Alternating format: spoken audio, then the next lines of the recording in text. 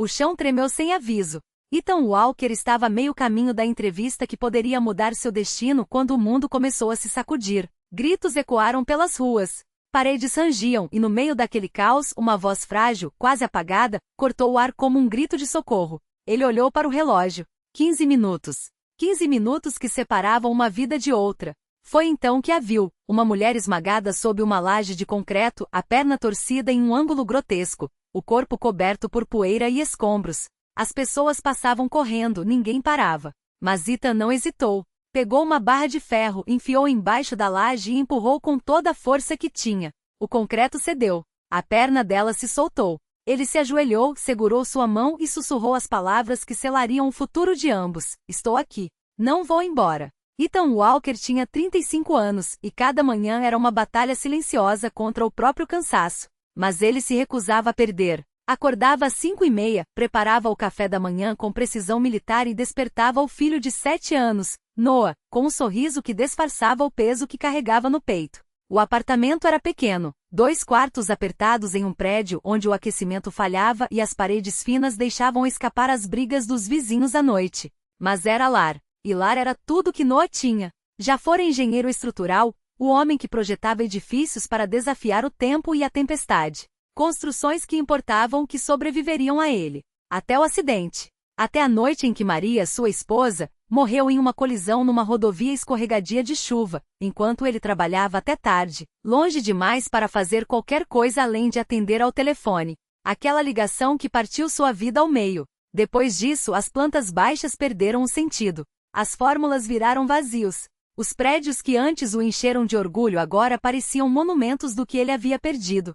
Arranjou um emprego como vigilante em um shopping só para manter as luzes acesas, para garantir que Noah nunca sentisse o chão desaparecer debaixo dos pés como aconteceu com ele. Não era muito. O salário mal dava. Mas era estável. E estabilidade era tudo que importava agora. Aquela manhã, porém, era diferente. Ethan tinha uma entrevista em um escritório de arquitetura de porte médio. Um emprego de verdade. Um que pagaria o suficiente para mudá-los para um lugar melhor, onde Noah pudesse ter seu próprio quarto, quem sabe até um quintal. Um lugar sem janelas que chacoalham com o vento, sem gritos dos vizinhos às 2 da madrugada. Passará a semana se preparando.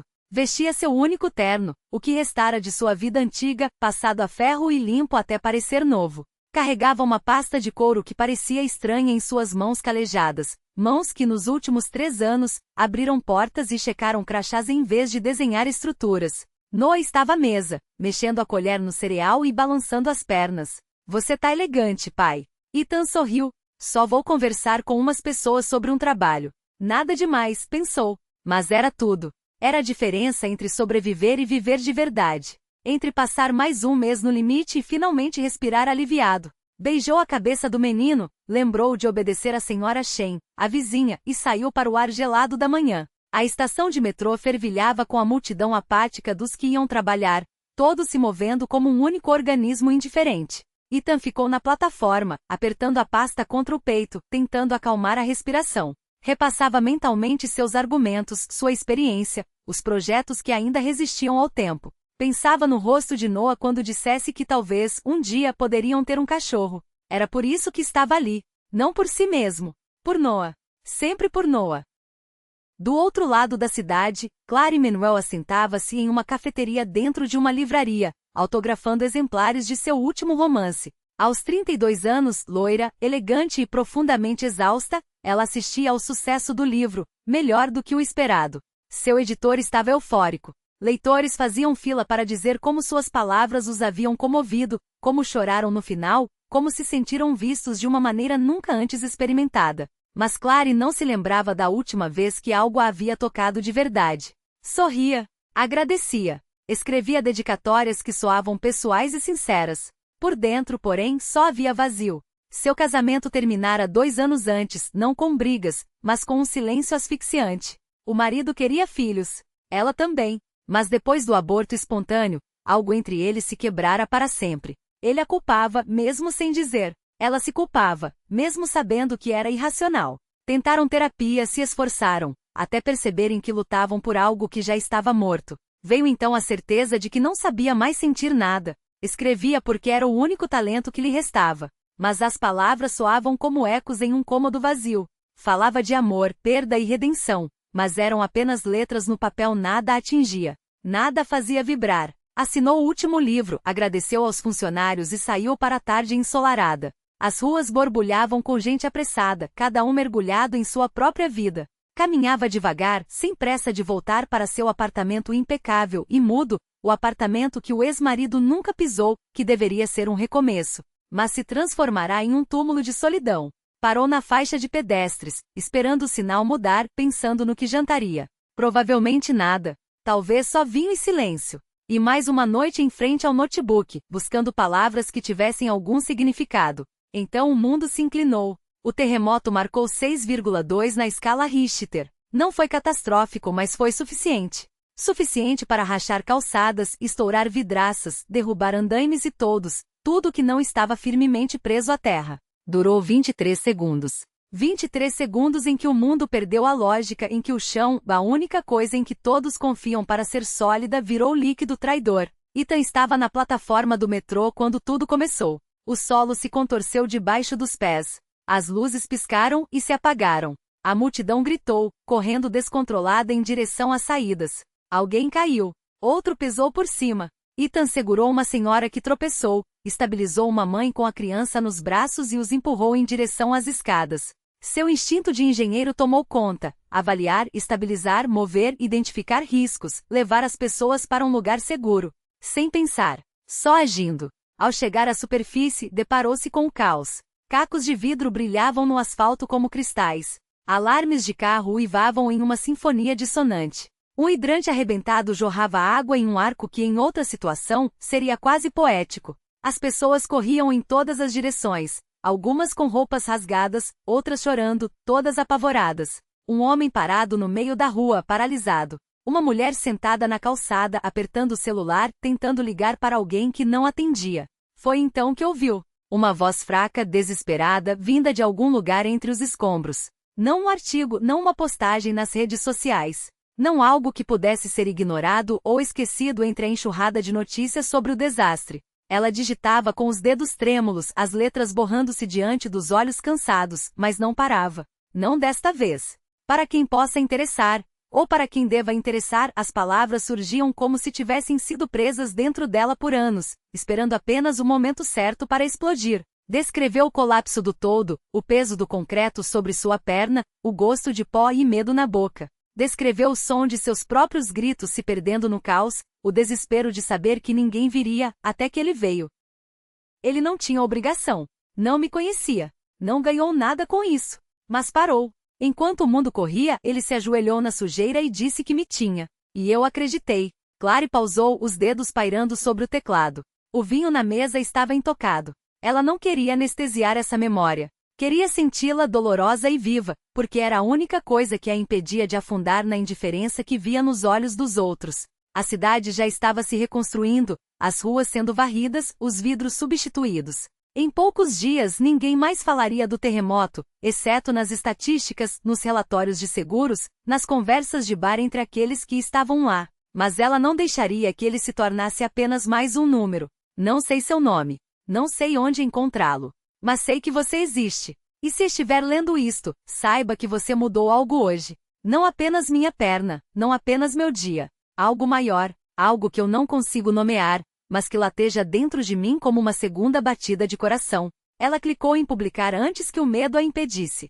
O post se espalhou como fogo em palha seca. Compartilhado, comentado, disseminado por estranhos que por um instante precisavam acreditar que ainda havia pessoas como ele no mundo. Jornais locais reproduziram trechos. Rádios mencionaram a história entre boletins sobre os danos materiais. Alguém criou uma hashtag Homem que parou. Ethan não viu nada disso. Ele estava no banheiro do seu prédio, tentando consertar o cano que vinha pingando há semanas, as mãos ainda doloridas dos cortes do rebar, quando Noah entrou correndo, o tablet tremendo em suas mãos pequenas. Pai, isso é você. A tela mostrava uma foto borrada tirada por um transeunte, um homem de terno sujo, ajoelhado entre escombros, as costas curvadas pelo esforço. O ângulo não deixava ver seu rosto, mas Ethan reconheceu a postura. Reconheceu o momento. Todo mundo está falando disso. Noah pulou, animado. Eles dizem que você é um herói. Ethan limpou as mãos na calça, deixando marcas de graxa no tecido já gasto. Olhou para o filho, para os olhos brilhantes de excitação, e sentiu algo se quebrar dentro dele. Não era orgulho. Não era alívio. Era uma dor aguda, como se alguém tivesse arrancado a crosta de uma ferida que ele tentava ignorar. Não sou herói, Noah murmurou, passando a mão pelos cabelos do menino. Só fiz o que tinha que ser feito. Mas Noah não ouviu. Já estava correndo de volta para o quarto, gritando que ia contar para todos os amigos da escola, que o pai dele era aquele cara da internet. Ethan ficou parado, olhando para a tela do tablet, onde agora apareciam dezenas de comentários.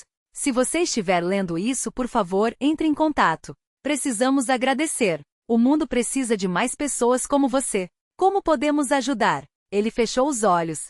A voz de Clara ecoava em sua memória. Por quê? Porque não havia outra escolha. Não naquela hora. Não quando o som do desespero de uma estranha era mais alto que todas as promessas de um futuro seguro. Não quando olhar para o outro lado teria custado algo muito mais valioso que um emprego. Mas agora o custo estava batendo à sua porta. E ele não sabia se tinha o direito de aceitá-lo. Clary não conseguia soltar aquele rosto. Não importava quantas palavras escrevesse, quantos eventos literários frequentasse, quantas vezes repetisse para si mesma que algumas histórias eram feitas para permanecer incompletas. Ele estava ali, gravado em sua memória como uma sombra que se recusava a desvanecer. Não era apenas gratidão, era algo mais profundo, uma necessidade visceral de entender. Porque um homem em meio ao caos havia escolhido ficar quando o mundo inteiro corria.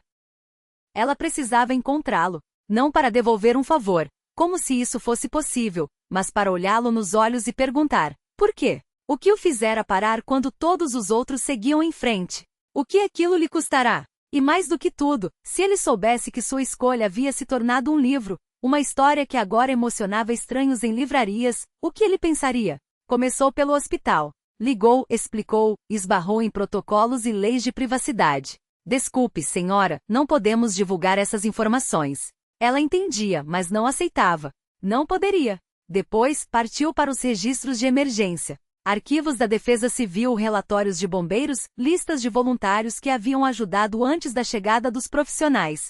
Preencheu formulários, esperou respostas que nunca vinham, até que quando já estava prestes a desistir, um coordenador dos bombeiros, um homem que estivera lá naquele dia, atendeu seu pedido com uma voz rouca de cansaço. Eu me lembro de um cara, disse ele. Tirou 2 pessoas dos escombros antes da gente chegar. Alto, cabelo castanho, parecia que tinha saído de uma reunião importante. Usava um terno bom.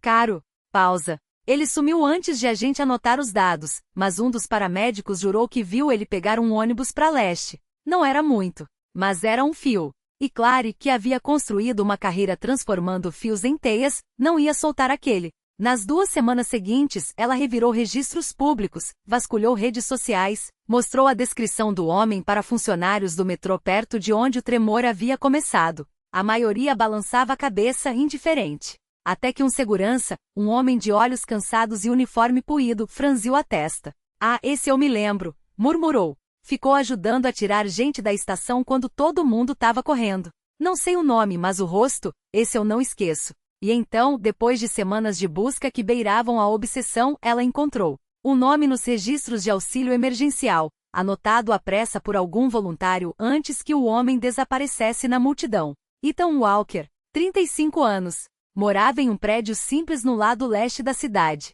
Pai solteiro.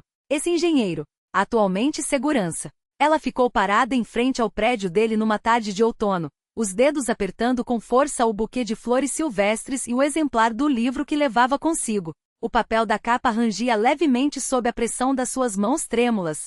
O que eu vou dizer? A pergunta martelava em sua cabeça, misturada ao medo de que ele nem quisesse vê-la, de que aquela aparição repentina fosse uma invasão, um gesto egoísta disfarçado de gratidão. Mas ela já tinha chegado até ali. Precisava saber, precisava entender, precisava olhá-lo nos olhos e agradecer ao homem que, sem hesitar, tinha lhe dado uma segunda chance quando o mundo desabava. Os degraus rangiam sob seus passos enquanto subia, o coração batendo tão forte que ela temia que os vizinhos ouvissem.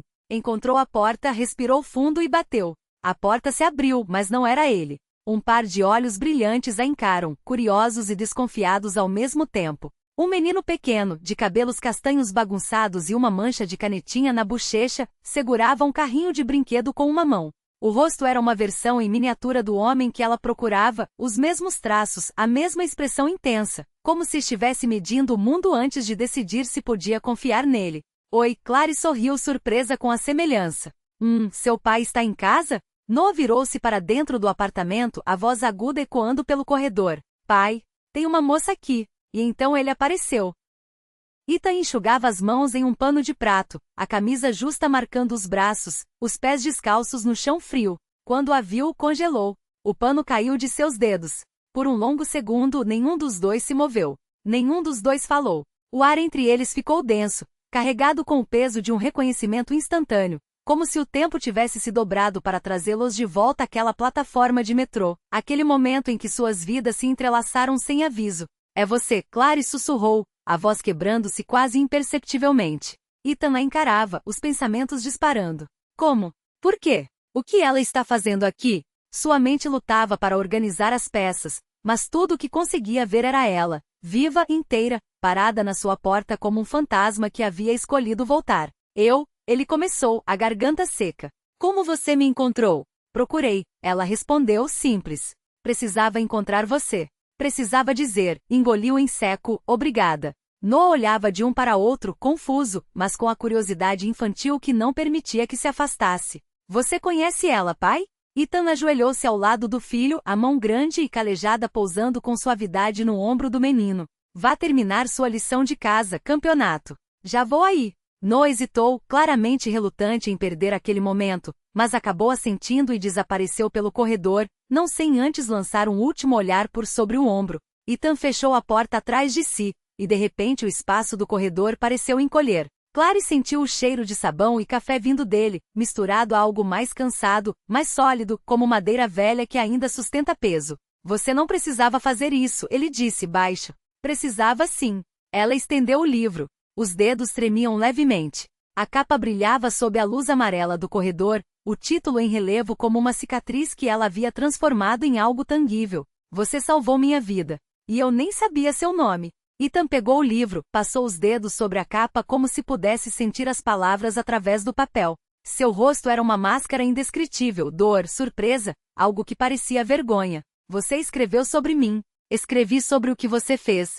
Sobre a escolha que fez, ela pausou juntando coragem. Ouvi dizer que você perdeu algo importante aquele dia. Uma entrevista. Um emprego que poderia ter mudado tudo para você e para o Noah. Os músculos da mandíbula de Ethan se contraíram. Ele desviou o olhar, como se a memória doesse demais para ser encarada de frente. Está tudo bem. Nós estamos bem. Não, não estão. A voz dela era firme, mas os olhos ardiam com uma convicção que não deixava espaço para desculpas. Você abriu mão de algo que importava por minha causa. Deixe-me ajudar. Deixe-me fazer alguma coisa para consertar isso. Não preciso de caridade. As palavras saíram mais duras do que ele pretendia. Não é caridade. Ela deu um passo à frente, reduzindo a distância entre eles. É gratidão. Por favor, deixe-me levar você e seu filho para jantar. Só uma vez. Deixe-me agradecer como deve ser. Deixe-me conhecer a pessoa que me salvou. É só isso que peço. Ethan olhou de volta para a porta, sabendo que Noah estava do outro lado, a orelha colada na madeira como sempre fazia quando achava que o pai não percebia. Suspirou, os ombros cedendo um pouco. Ele vai adorar, advertiu com um quase sorriso. Mas aviso, faz perguntas sem parar. Ótimo. Clary sorriu, um sorriso tímido e verdadeiro, o primeiro que sentia em meses. Eu gosto de perguntas. Amanhã à noite? Amanhã. O jantar foi no apartamento de Clary, um espaço amplo e iluminado pelo calor das luminárias, onde o cheiro de frango assado, pão fresco e ervas que Ethan não conseguia identificar se misturava ao perfume suave dos livros nas estantes. Noah entrou e ficou hipnotizado. Os dedos percorriam os lombos das obras como se fossem tesouros, os olhos saltando de um título para outro. Você leu todos esses? Perguntou, incrédulo, enquanto Clary se ajoelhava ao seu lado, respondendo com paciência, como se cada pergunta fosse a coisa mais importante do mundo. Ethan os observava da porta da cozinha, dividido entre o desconforto de não pertencer àquele lugar e uma estranha sensação de pertencimento. O apartamento era lindo, pisos de madeira envernizada, janelas altas, quadros nas paredes que pareciam contar histórias. Era o tipo de lar que ele costumava imaginar para si, nos tempos em que ainda acreditava que o futuro poderia ser moldado como um projeto de engenharia, preciso e cheio de possibilidades. Agora só lhe lembrava do quanto havia perdido. Mas pela primeira vez em anos, o silêncio à mesa não foi pesado. Foi fácil, confortável. Noah tagarelava sobre seus desenhos, sobre a professora que deixava a turma ter recreio extra às sextas, sobre o hamster que sonhava em ter um dia. Clary ouvia como se cada palavra fosse uma revelação, como se não houvesse lugar no mundo onde preferisse estar. Quando Noah adormeceu no sofá, enrolado em um cobertor macio que Clary havia colocado sobre ele, os dois ficaram sozinhos com suas xícaras de chá. O apartamento quieto exceto pelo murmúrio distante da cidade lá fora. Ele é incrível, Clary disse, olhando para o menino, o rosto iluminado pela luz fraca da luminária. Ele é tudo, Ethan respondeu, a voz rouca. É por ele que eu levanto toda manhã. Por ele que eu continuo. Pode perguntar? Ela hesitou. O que aconteceu com a mãe dele? Os dedos de Ethan se fecharam com mais força em torno da xícara, a queimadura do chá quase bem-vinda, como se o dor pudesse ancorá-lo àquela conversa. Acidente de carro. Há 3 anos. Uma pausa. Eu estava trabalhando até tarde num projeto. Tinha um prazo. Disse a ela que chegaria às 8, mas não cheguei. Ela voltava da casa da irmã. As ruas estavam molhadas. Um caminhão furou o sinal. Ele engoliu em seco, a garganta apertada. Nem me despedi. Quando cheguei ao hospital, ela já tinha ido. Os olhos de Clary se encheram de uma dor que não precisava de palavras. Ela conhecia aquele tipo de perda. Sabia como ela se instalava nos ossos e nunca mais saía. Eu perdi um bebê, confessou baixo. Aborto espontâneo. 5 meses. Já tínhamos escolhido os nomes. Já estávamos pintando o quarto. Fez uma pausa, respirando fundo. Depois, meu casamento não resistiu. Tentamos, mas toda vez que nos olhávamos, só víamos o que havíamos perdido. Ficaram em silêncio, unidos pelo peso de algo que não podia ser consertado, só carregado. 2 pessoas que haviam aprendido que a dor não chegava com aviso. Ela simplesmente aparecia não convidada, e mudava tudo o que vinha depois. Sinto muito, Ethan disse, e era verdade. Eu também. Conversaram até tarde. Sobre o medo, sobre a esperança teimosa que os fazia seguir em frente quando tudo dizia para desistir. Sobre os momentos que os definiram, as escolhas que os moldaram, sobre o que significava continuar vivendo quando uma parte de você já havia morrido. Quando Ethan finalmente levou Noah para casa, a cabeça do menino apoiada em seu ombro, Clary ficou na porta, observando-o se afastar. Pela primeira vez em 2 anos, não se sentiu sozinha, e não conseguiu parar de pensar neles. No riso de Noah, que enchia os cômodos como música. Na força silenciosa nos olhos de Ethan. No jeito como ele olhava para o filho, como se o menino fosse a única coisa no mundo que ainda valesse a pena. Ela queria ajudar. Não por piedade, piedade era fácil, vazia, mas porque via nele algo que a fazia lembrar como era a bondade verdadeira. O que significava sacrificar, escolher o outro em vez de si mesmo. Fez algumas ligações. Uma de suas amigas mais próximas, Amanda, era diretora de RH em um escritório de arquitetura renomado no centro. Conheciam-se desde a faculdade e encostou a testa na dela apenas por um segundo, mas foi o suficiente para que o mundo ao redor parecesse parar. O cheiro do jantar no fogão, o riso abafado de Noah brincando com Charlie no chão, o som da chuva, agora suave, quase um sussurro, contra a janela. Tudo se tornou mais nítido, mais real. Ele desenha o que sente, murmurou Ethan, os lábios tão perto que Clary podia sentir o calor de cada palavra. Não o que é. Ela não precisou perguntar o que ele queria dizer, porque também sentia. Aquela coisa indomável que crescia entre eles, silenciosa e teimosa como raízes rompendo concreto. Não era gratidão. Não era dívida. Era algo mais perigoso. Era escolha. Era olhá-lo nos olhos e saber que, se caísse, ele estaria lá para segurar, não por obrigação, não por piedade, mas porque queria. Porque, de alguma forma, eles haviam se tornado o porto um do outro sem nem perceber. Noah correu até eles, empurrando um desenho novo contra o peito de Ethan. Olha, pai. Agora tem o Charlie também. Ethan pegou o papel, os dedos trêmulos. Era a mesma casa, os mesmos 3 sorrindo, mas agora havia um pequeno roedor de rabo felpudo no canto, dentro de uma gaiola com um arco-íris desenhado por cima. Clary riu, enxugando uma lágrima discreta com o dorso da mão. Acho que ele está nos dizendo algo, Ethan disse, a voz rouca. Acho que ele está nos lembrando. Ela corrigiu, porque eles já sabiam. Já haviam escolhido em pequenos gestos, nas noites em que Clary ficava até tarde só mais um café, nos domingos em que Ethan a convidava para o parque porque o Noah pede, nas vezes em que se encostavam no sofá, ombro a ombro, como se fosse o lugar mais natural do mundo. Não precisavam de palavras grandiosas. Não precisavam de promessas apressadas. Precisavam apenas daquilo, da confiança de Noah de que eles pertenciam juntos. Da quietude que só existe quando duas pessoas param de lutar contra o inevitável. Ethan segurou a mão de Clary. Não como quem pede permissão. Como quem já sabe a resposta. Fica, disse, simples assim. Ela não respondeu com palavras. Em vez disso, se aproximou de Noah, passou os braços em volta dos dois e apertou forte, como se pudesse guardar aquele instante dentro de si para sempre. Do lado de fora a chuva havia parado. O céu, antes furioso, agora se abria em tons de cinza claro, promessa de algo novo. Dentro do apartamento a vida seguia barulhenta, bagunçada, perfeita. E pela primeira vez em muito tempo, Ethan não tinha medo do amanhã, porque pela primeira vez não estava sozinho para enfrentá-lo. Não quero esperar outro terremoto para entender o que realmente importa, disse ele a voz rouca, como se as palavras tivessem sido arrancadas de um lugar profundo dentro dele. Não quero que algo se parta para só então perceber o que eu não deveria ter soltado. Clary segurou a respiração. O ar entre eles ficou denso, carregado com tudo que não havia sido dito até então. Ethan continuou, os dedos entrelaçados aos dela, como se temesse que ela pudesse desaparecer se o soltasse. Não sei o que isto é. Não sei como chamar, nem como explicar. Mas sei que não quero perder. Não quero perder você. Ela apertou sua mão em resposta, a palma quente contra a pele dele, firme como uma promessa. Não vai perder. Ficaram ali, na pequena cozinha, enquanto a chuva voltava a bater suave na janela, igual àquela primeira noite, e se beijaram devagar, com uma hesitação que era também certeza. Um beijo que tinha gosto de esperança, de segundas chances, de todos os futuros que achavam ter perdido para sempre. Noah espiou de trás da esquina, sorriu tão largo que a falha do dente da frente ficou à mostra, e voltou correndo para seus desenhos, como se soubesse que aquele momento não era para ele. Um ano depois, foi a campainha que anunciou o início de tudo de novo. Noah abriu a porta do apartamento e se deparou com Clary, segurando um bolo de aniversário com 7 velhinhas tremeluzentes e ao lado, uma pequena caixa de veludo que fazia sua mão tremer quase imperceptivelmente. Isso é para mim?